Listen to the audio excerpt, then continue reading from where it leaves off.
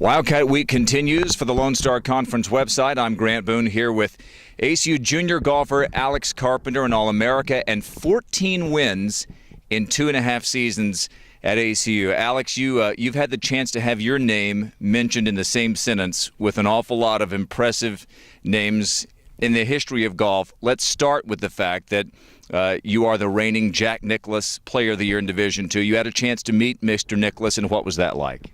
It was pretty special. You know, it's always neat when you get to meet your idols and people that you've looked up to your whole life, and so it was something I'll never forget.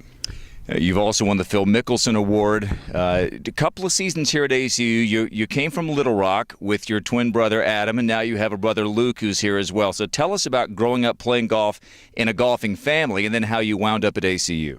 Well, it was always cool to have two brothers to play golf with growing up, and we won state 4 years in a row in high school, and pretty much just brought our high school team with us. We have the other freshman, Corbin Renner, who's joining us this year, and so now we have 4 of us from the same high school team. So it's pretty cool to be able to not only play college golf, but also enjoy the college experience with my brothers.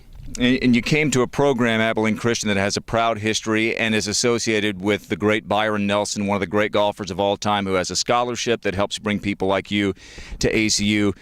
And you were recruited by a guy who played for one of the great teams in Division II history, Mike Campbell. Tell us about meeting Mike and how you wound up here in Abilene. Well, actually, we came in town for the AJGA they had here in Abilene, and we actually heard that there was a Christian college in town, so we just decided to hop on over and go check it out. And fortunately enough, Coach Campbell was in his office, so we went in there and met him and talked with him for a while, and then he decided that he'd come out and watch us the next day, and so he came out and watched us for the last 2 rounds of the AJGA, and it's all history from there. And you're making history of your own here. So, Alex, last summer, June or July, I guess, of 2010, you played in one of the elite amateur tournaments in all of golf, anywhere in the world, the Southern Amateur. It's a tournament that's been won by Bobby Jones, by Lanny Watkins, Ben Crenshaw of more recent years, Justin Leonard. You shoot 65 on the final day at Shoal Creek, where they've had major championships before. Take us back to that final round, because you were playing, weren't you, against some of the best players in all of college golf? Yes, sir. I was playing with Bud Colley and Patrick Cantlay, and those are 2 guys that are pretty much dominating out in the PGA Tour right now. Bud as a pro and Patrick as an amateur. And so it was pretty cool to see their talent and then step up and, under the pressure, pull off some of the shots I did. Well, let's talk about one shot in particular. You've got an eagle putt on 17 that the estimates have at 65 feet. Take me back to that shot and what you thought about at the time and what you knew was on the line, because we're talking about the next to last hole in the whole championship. Well, I was having a pretty special back nine. I think I was 3 or 4 under at that point, and it's a long par 5, and the pin was over tucked in the left by water, and it's pretty severe slope over there, so you weren't going to mess with the pin. So Dad and I just figured to go and hit middle of the green and take our chances with the putter. And so when I hit that 4-iron in there, it was perfect. I was excited that I was about to make a birdie, and so I wasn't really expecting to make the eagle putt, but we had a good read on it, and the Lord just blessed me with it to make it. An amazing eagle putt. You wound up shooting 30 on the back 9 on a golf course that was designed by Jack Nicklaus, who himself, as I recall, had a pretty special back 9 one day when he shot a 30 on the second 9 at Augusta National, win his last Masters in 1986. So that event, that win, got you into another memorable championship, and that was the Arnold Palmer Invitational at Bay Hill. Earlier this year, I had a chance to be with you down there. Tell me about the opportunity to be at Arnie's place, as they call it, and some of the guys you got to meet who currently play on the tour.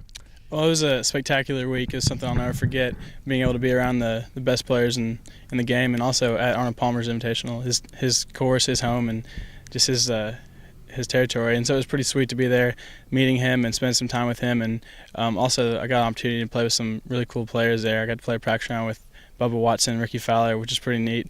And also I got to play the tournament with Will McGirt and Jared Lyle. And Jared's actually leading the Australian Masters right now. So he is. Great timing. Yes, sir. Good timing, and got to play with some good talent and learn a lot of good things. So you were playing well. You had a tough conditions, really hard golf course, tough second 9 on your first day, but you come back and shoot 69. So what in the second round? And even though you missed the cut, what did that weekend show you about the potential, at least, for possibly one day playing on tour? Well, it's been my goal for a long time to play on the PGA Tour, and I know it's an elite crowd that even gets to tee it up in a PGA Tour event, and so I was really happy to have the opportunity at an early age, and I played really solid there. I had a couple of things where I kind of went into it with like a college attitude and played a little too aggressive on some of the holes, and so it was a big learning experience for me. And I was able to go out there the second day and put my knowledge I learned after the first day into play and post up a good score. Last thing here with Alex Carpenter, you have a year and a half left of eligibility. What's the plan for you now for the next 18 months to 2 years? Well, I really like it here at ACU, and I feel like a lot of doors are opening for me here. And so the plan is to stay here as long as I can and finish up my education here and see where the Lord leads me after that. That's bad news for the rest of the Lone Star Conference. Alex Carpenter, he's had the chance to have his name mentioned with some of the greats in the history of golf, and he's making a name for himself. Alex Carpenter, junior golfer, as Wildcat Week continues on the Lone Star Conference website. Stay with us as Wildcat Week continues the rest of this week.